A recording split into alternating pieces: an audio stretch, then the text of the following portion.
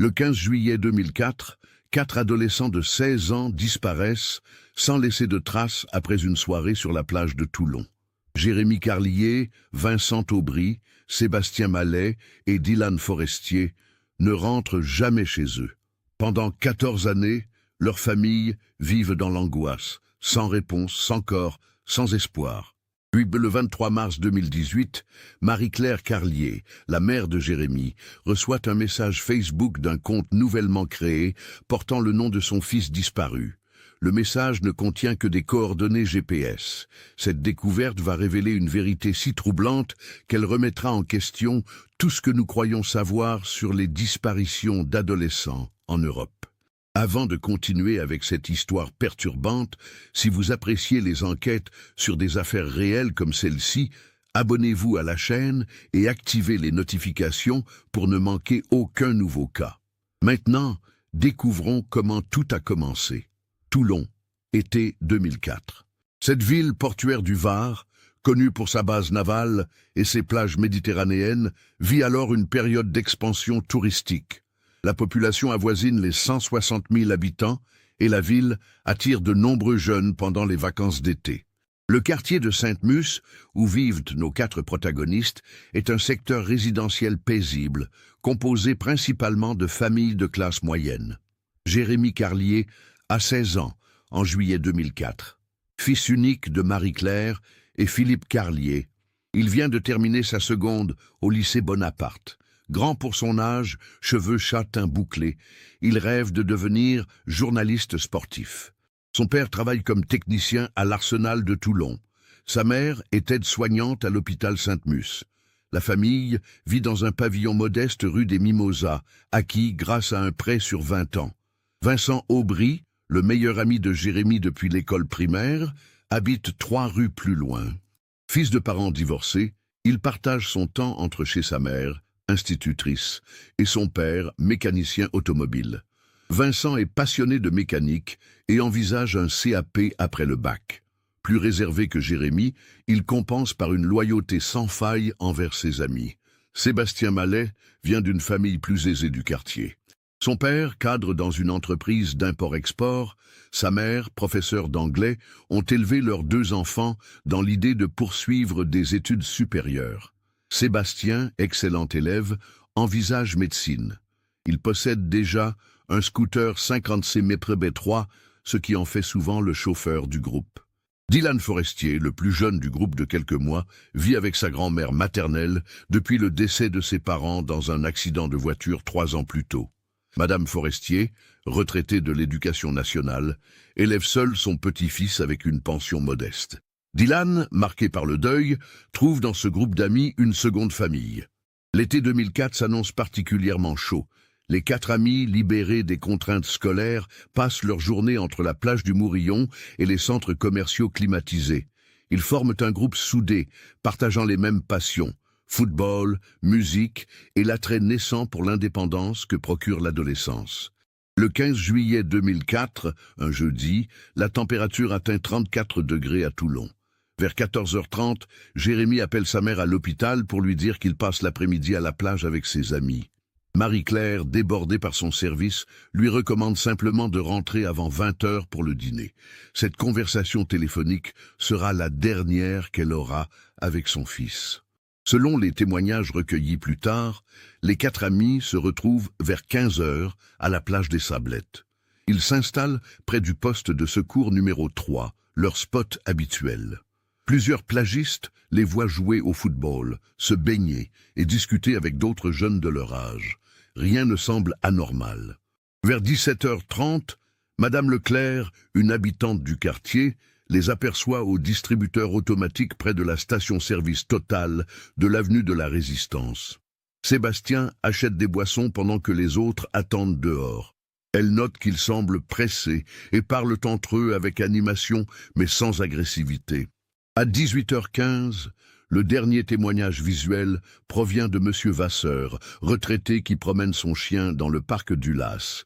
Il voit les 4 adolescents assis sur un banc, consulte quelque chose sur le téléphone portable de Sébastien. Il se souvient de ce détail car à l'époque, peu d'adolescents possédaient un portable avec Internet. Après 18h15, plus aucune trace. Les 4 amis semblent s'être volatilisés. 20h30, Marie-Claire Carlier commence à s'inquiéter. Jérémy n'est pas rentré et ne répond pas à ses appels. Elle contacte les parents de Vincent, puis ceux de Sébastien. Tous confirment que leurs fils ne sont pas rentrés non plus. 21h45, Madame Forestier, alertée par Marie-Claire, confirme l'absence de Dylan. Un premier tour de leur lieu de fréquentation habituel ne donne rien. 22h30, Marie-Claire Carlier se présente au commissariat de Toulon pour signaler la disparition des 4 adolescents. L'officier de permanence, habitué aux fugues estivales, prend la déposition mais conseille d'attendre le lendemain matin avant de déclencher des recherches officielles. Le lendemain, 16 juillet, les familles multiplient les appels.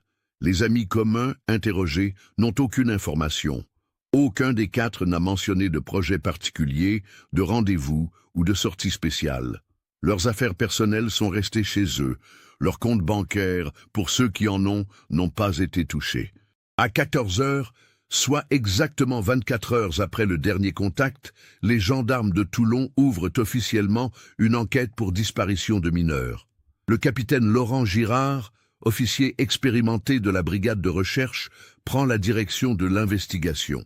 Les premiers jours d'enquête révèlent rapidement l'absence totale de pistes. Les téléphones portables de l'époque ne permettent pas de géolocalisation précise.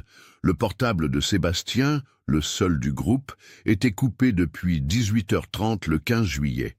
Les relevés bancaires ne montrent aucune transaction suspecte. Les gares, aéroports et péages autoroutiers sont surveillés sans résultat. Les battues s'organisent. Des centaines de bénévoles fouillent les calanques, les collines environnantes, les zones industrielles abandonnées. Les plongeurs de la sécurité civile explorent les fonds marins au large de Toulon. Les chiens de recherche parcourent des kilomètres sans retrouver la moindre trace. Août 2004. Les médias s'emparent de l'affaire. Le journal Var Matin titre « Mystère à Toulon ». 4 ados volatilisés. Les parents passent à la télévision, lancent des appels à témoins. L'émission Perdu de vue sur France 2 consacre un reportage au cas diffusé le 3 septembre 2004. Septembre 2004. La rentrée scolaire se fait sans les 4 amis. Leur place reste vide au lycée Bonaparte.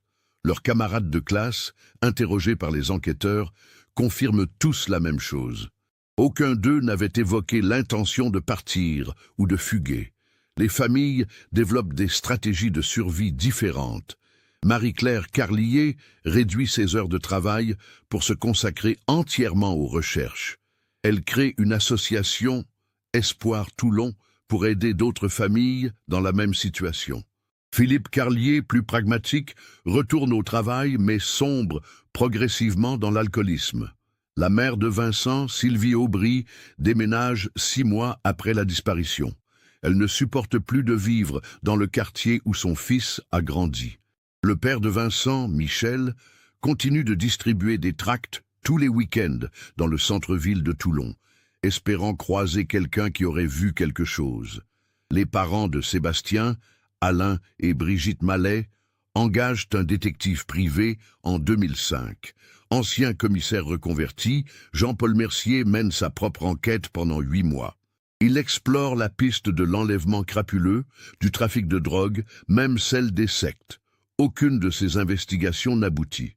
Madame Forestier, déjà âgée de 68 ans au moment de la disparition, vieillit brutalement. Elle développe des troubles cardiaques liés au stress et doit être hospitalisée plusieurs fois. Sa santé déclinante l'empêche de participer activement aux recherches, ce qui la culpabilise énormément. 2005. Le capitaine Girard, muté à Marseille, transmet le dossier à son successeur. Malgré ses efforts, l'enquête piétine. Les 87 témoignages recueillis ne donnent aucune piste exploitable. L'hypothèse d'un accident collectif, noyade, chute dans une zone dangereuse, est écartée après les recherches exhaustives. 2006. 2 ans après la disparition, les familles organisent une marche silencieuse dans Toulon. Plusieurs centaines de personnes y participent. Cette manifestation devient annuelle, marquant chaque 15 juillet comme un jour de souvenir. 2007-2010.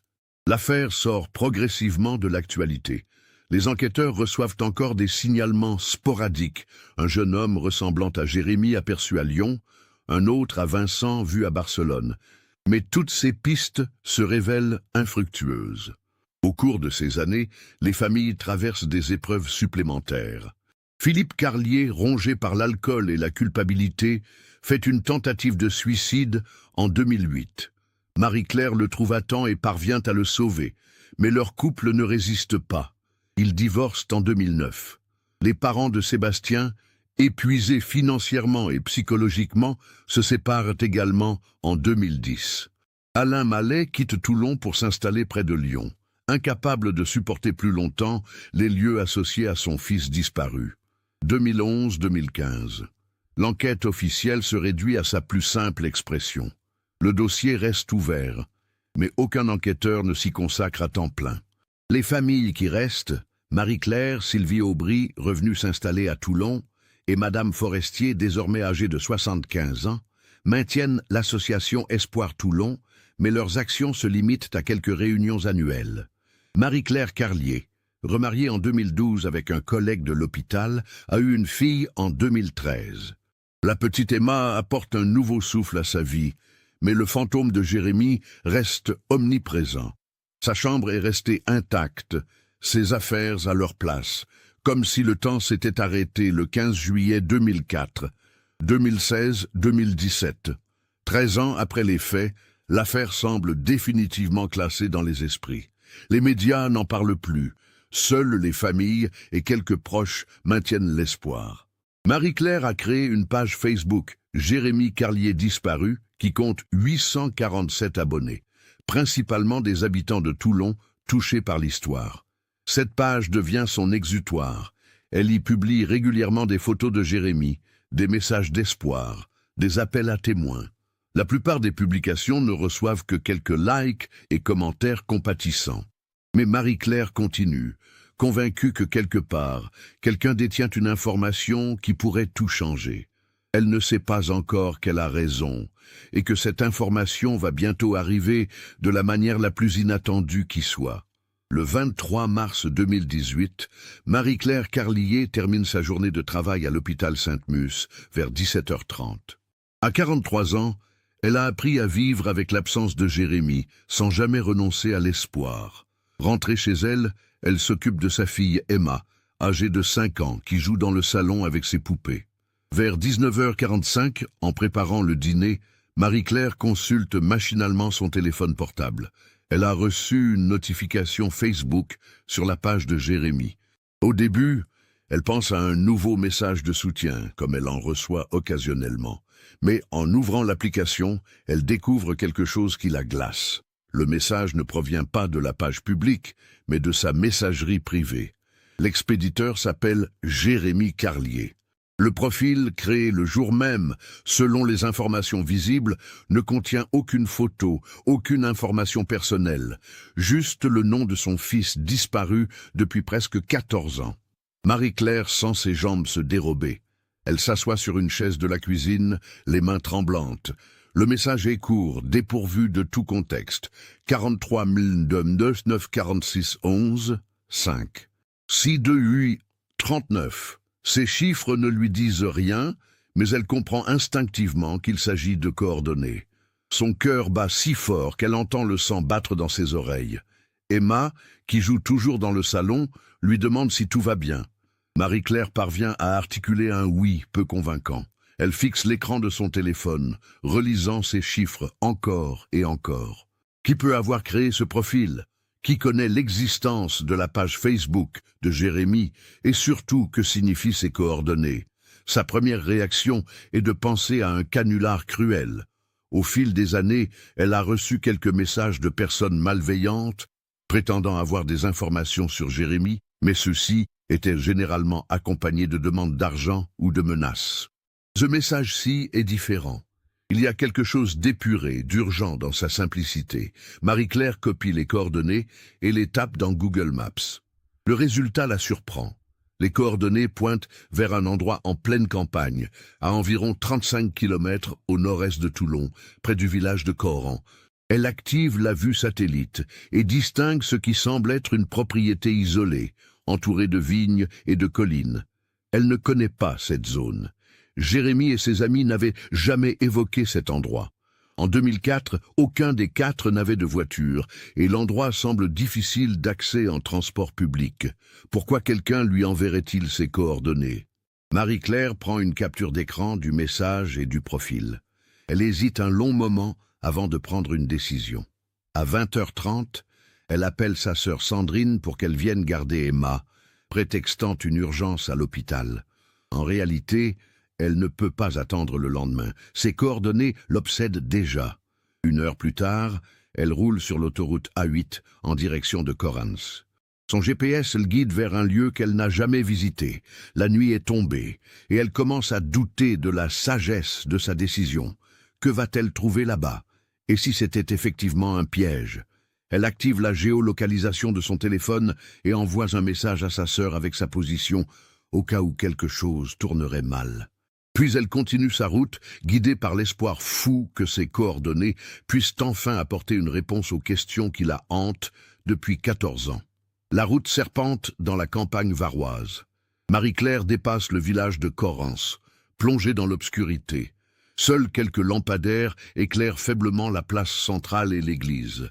Elle continue, selon les indications de son GPS, s'enfonçant dans un lacis de chemins ruraux bordés de vignes. À 22h15, elle arrive à destination. Ses phares éclairent un portail en fer forgé, partiellement ouvert, qui donne sur une longue allée de gravier. Une boîte aux lettres rouillées porte le nom « Propriété Sainte-Victoire ». Marie-Claire coupe le moteur et reste un moment dans sa voiture, observant les lieux. La propriété semble abandonnée depuis des années. Les herbes hautes envahissent l'allée, et les volets de la maison principale, visibles au bout du chemin, sont clos. Aucune lumière n'est visible. Le silence est total, à peine troublé par le chant des grillons et le bruit lointain de l'autoroute. Marie-Claire allume la lampe de son téléphone et s'avance prudemment. L'allée fait une 50aine de mètres. Elle remarque les traces de pneus récentes dans le gravier, ce qui l'intrigue. Si la propriété est abandonnée, qui est venu ici récemment? La maison est une bastide provençale typique, construite probablement dans les années 1970. Les murs en pierre apparente sont recouverts de lierre, et la piscine, qu'elle aperçoit sur le côté, est vide et pleine de feuilles mortes. Une pancarte, à vendre décolorée, est accrochée près de l'entrée principale. Marie-Claire fait le tour de la propriété. Derrière la maison, elle découvre plusieurs bâtiments annexes. Un garage, une remise, et ce qui semble être d'anciens logements de service. C'est en s'approchant de ces derniers qu'elle remarque quelque chose d'anormal. Les volets de l'un des bâtiments sont entr'ouverts, et elle croit apercevoir une faible lueur à l'intérieur. Son cœur s'accélère. Elle s'approche d'une fenêtre et regarde à travers les lattes du volet. Ce qu'elle voit la sidère. L'intérieur du bâtiment a été aménagé de manière rudimentaire. Il y a 4 matelas posés à même le sol, des couvertures et quelques affaires personnelles éparpillées. Sur une table de fortune, elle distingue des boîtes de conserve vides, des bouteilles d'eau et ce qui ressemble à des vêtements d'adolescents. Plus troublant encore, sur le mur du fond, quelqu'un a gravé des initiales. JC, VA, SM, DF. Marie-Claire sent ses jambes se dérober. Ces initiales correspondent exactement aux prénoms et noms de famille de Jérémy, Vincent, Sébastien et Dylan. Elle prend plusieurs photos avec son téléphone. L'estomac noué. Ses mains tremblent tellement qu'elle a du mal à tenir l'appareil. Elle essaie d'ouvrir la porte du bâtiment, mais elle est verrouillée. Cependant, elle remarque que le verrou semble récent, contrairement au reste de la propriété qui porte les stigmates de l'abandon. Marie-Claire fait demi-tour vers sa voiture, l'esprit en ébullition. Elle doit prévenir la police, mais elle réalise qu'elle n'a aucune preuve tangible. Des initiales gravées dans le mur, des matelas, des vêtements. Cela ne constitue pas une preuve formelle que ses fils ont été séquestrés ici. Et surtout, qui a envoyé ce message? Qui connaît cette propriété? De retour dans sa voiture, elle compose le numéro de la gendarmerie de Toulon. Il est 23h30 et elle tombe sur l'officier de permanence. Elle explique la situation, évoque la disparition de 2004, le message reçu, les coordonnées, ce qu'elle a découvert. L'officier prend note et lui demande de rentrer chez elle, promettant qu'une équipe se rendra sur place le lendemain matin. Le trajet du retour lui semble interminable. Marie-Claire ne peut s'empêcher de penser à ses initiales gravées dans le mur. Si c'est bien l'œuvre de Jérémy et ses amis, cela signifie qu'ils ont été séquestrés ici. Mais quand et par qui? Et surtout, sont-ils encore vivants? Elle arrive chez elle vers minuit. Sa sœur Sandrine l'attend, inquiète. Marie-Claire lui raconte brièvement sa soirée, sans entrer dans les détails, pour ne pas l'alarmer davantage. Elle prétend que c'était probablement une fausse piste, mais au fond d'elle-même, elle sait que ce n'est pas le cas.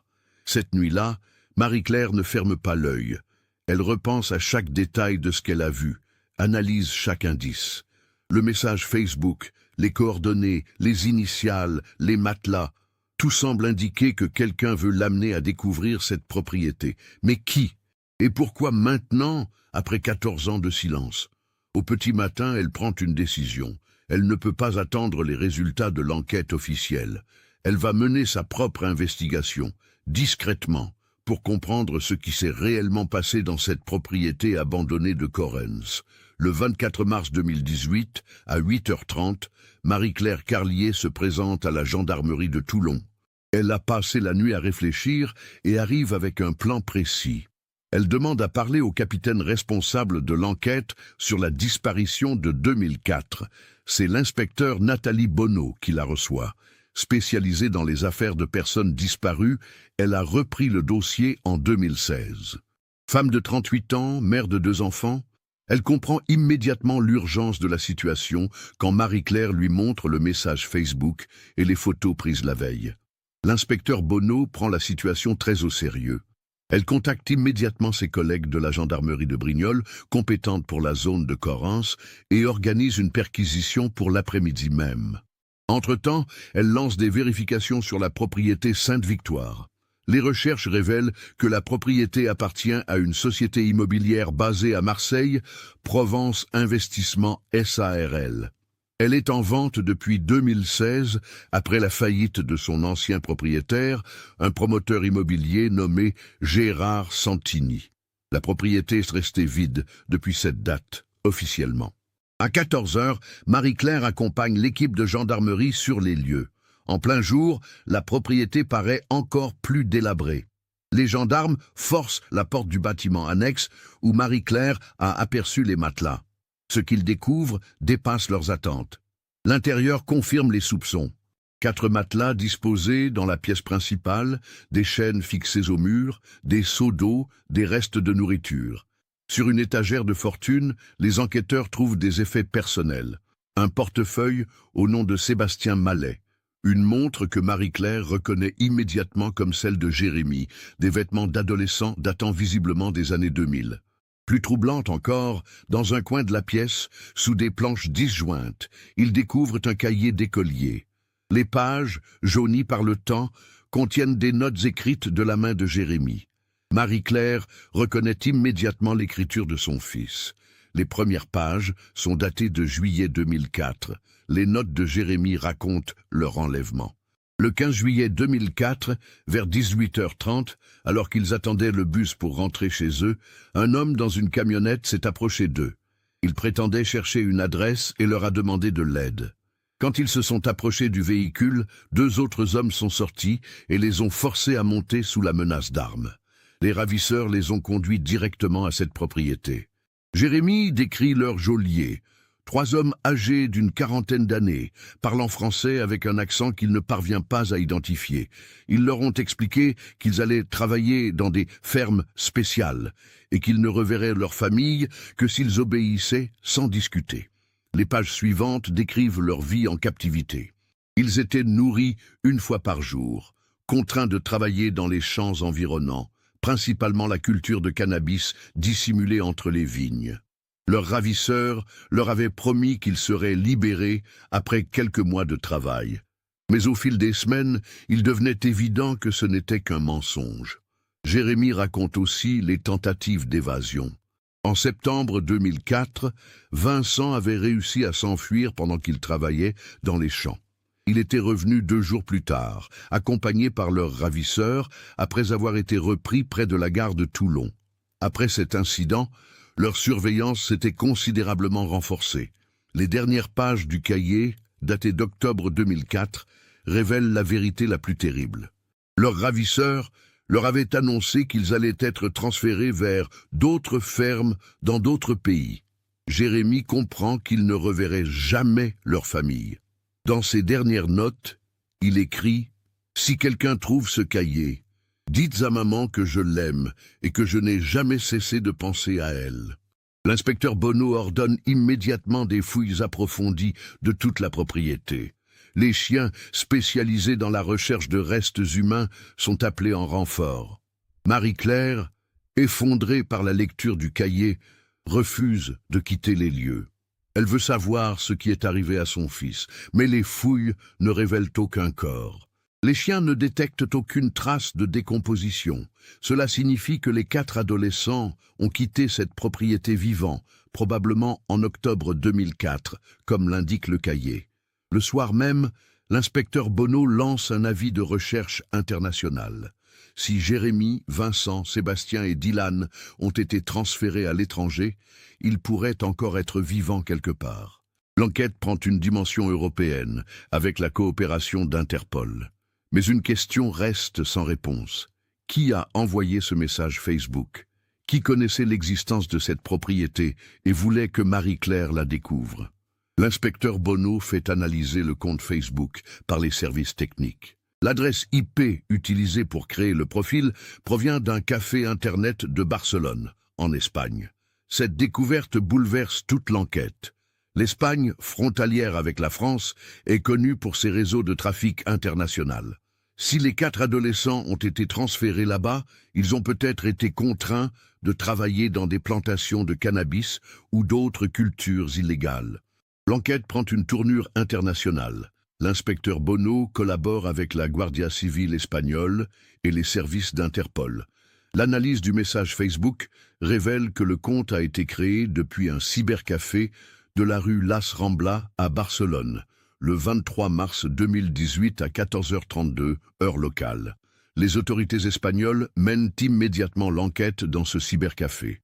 Le propriétaire, interrogé par la Guardia Civile, se souvient d'un jeune homme d'une vingtaine d'années, parlant français avec un accent du Sud, qui a utilisé un ordinateur pendant exactement 15 minutes cet après-midi-là.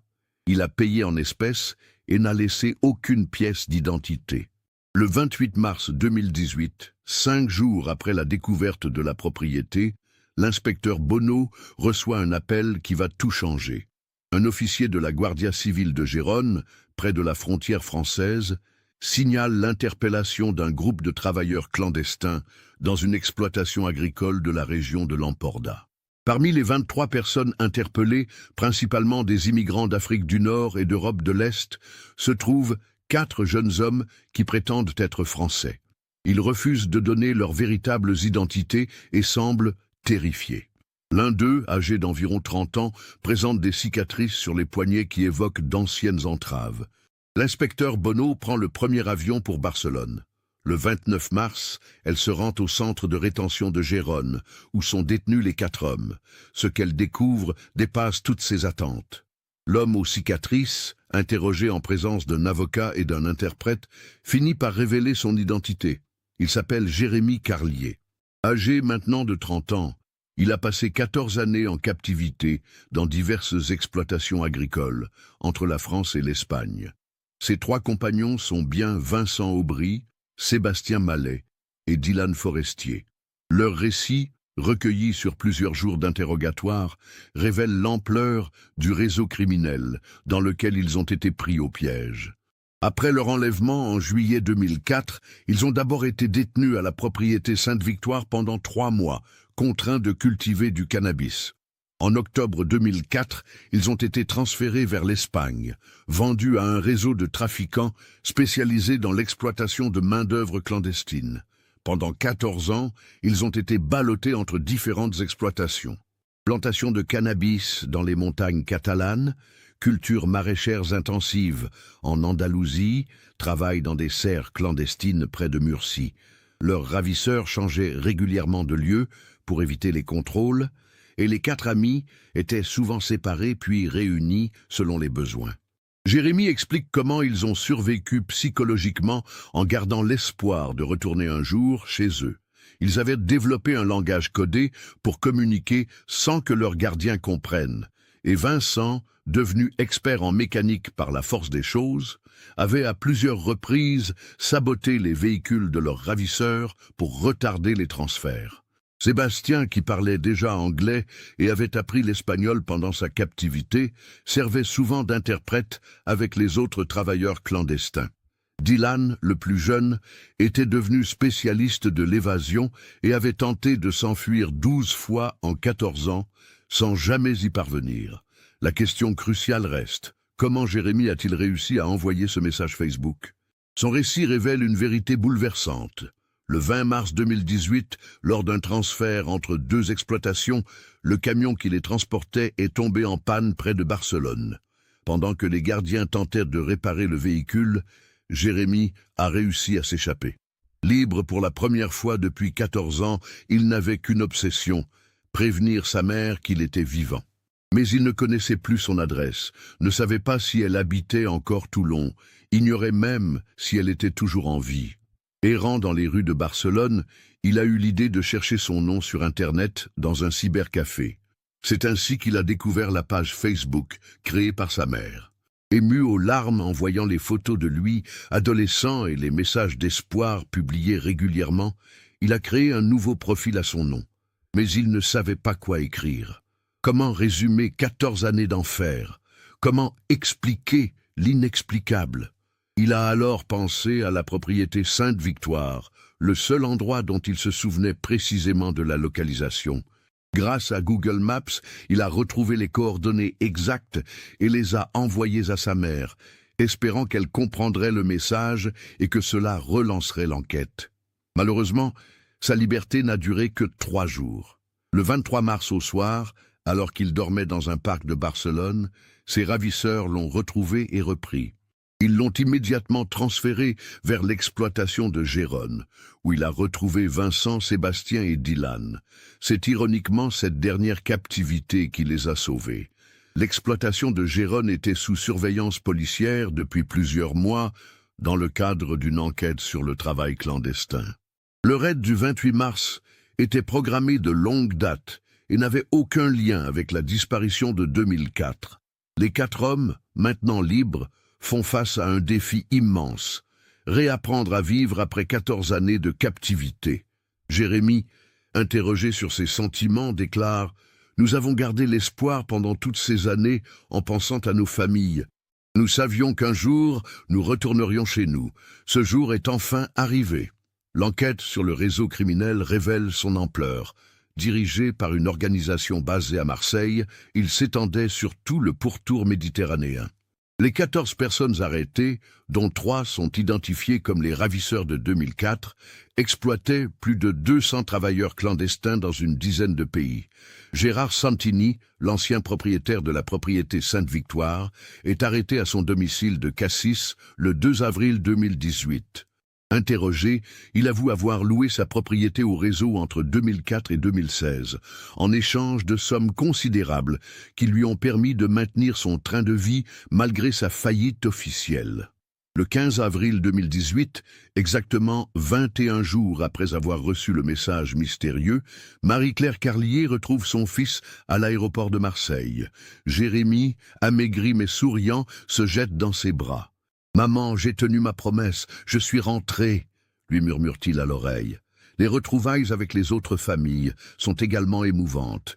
Sylvie Aubry, qui avait gardé la chambre de Vincent intacte pendant 14 ans, s'effondre en larmes en voyant son fils. Les parents de Sébastien, divorcés depuis 8 ans, se retrouvent pour la première fois depuis des années au chevet de leur enfant retrouvé.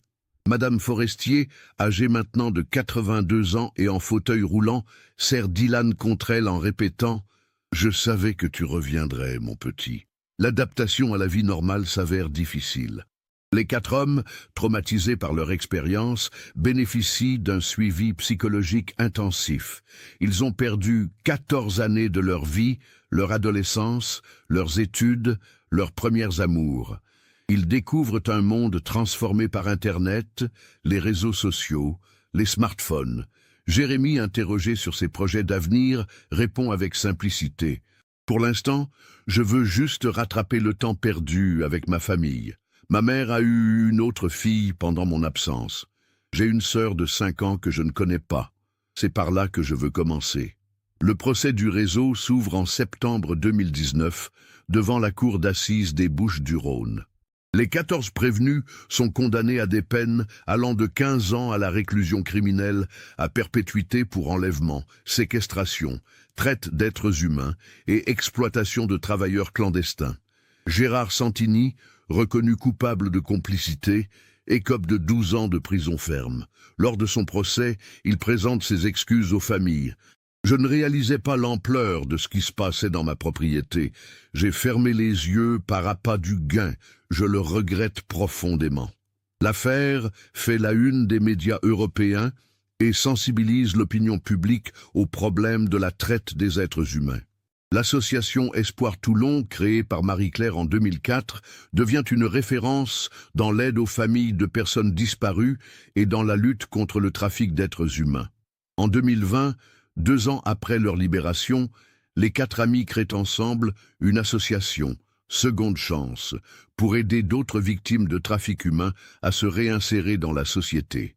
Jérémy, devenu porte-parole du groupe, déclare « Nous avons perdu 14 années de notre vie, mais nous ne voulons pas que d'autres vivent ce que nous avons vécu. Notre combat continue. » Vincent a repris des études de mécanique et travaille maintenant dans un garage associatif qui emploie d'anciens détenus et des personnes en réinsertion. Sébastien a passé son baccalauréat en candidat libre et étudie le droit pour devenir avocat spécialisé dans la défense des victimes de traite. Dylan a rejoint les équipes de Médecins du Monde pour aider les migrants en situation précaire. Marie-Claire, désormais grand-mère, Jérémy s'est marié en 2021 et a eu un fils prénommé Espoir, continue son travail à l'hôpital mais consacre ses week-ends à l'association. Elle garde précieusement le message Facebook que son fils lui a envoyé. 43 000 de 9 4611, 5 600 dessus, 39. Ces simples coordonnées, devenues le symbole de l'espoir qui ne s'éteint jamais, sont gravées sur une plaque commémorative installée devant la mairie de Toulon. L'histoire de Jérémy, Vincent, Sébastien et Dylan prouve que même après 14 années d'absence, l'amour familial peut triompher de la barbarie humaine. Leur message est simple mais puissant. Tant qu'il y a de la vie, il y a de l'espoir. Cette affaire nous montre comment un simple message peut changer le cours d'une enquête et redonner espoir aux familles les plus éprouvées. Elle révèle aussi l'ampleur des réseaux de traite d'êtres humains qui opèrent encore aujourd'hui dans l'ombre. Qu'est-ce qui vous a le plus marqué dans cette histoire ? Aviez-vous perçu l'importance des coordonnées GPS dès le début ? Partagez vos réflexions dans les commentaires.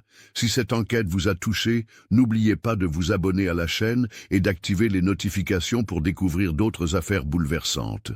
Likez cette vidéo si elle vous a ému et partagez-la avec quelqu'un qui pourrait être sensible à ces questions de disparition et de traite humaine.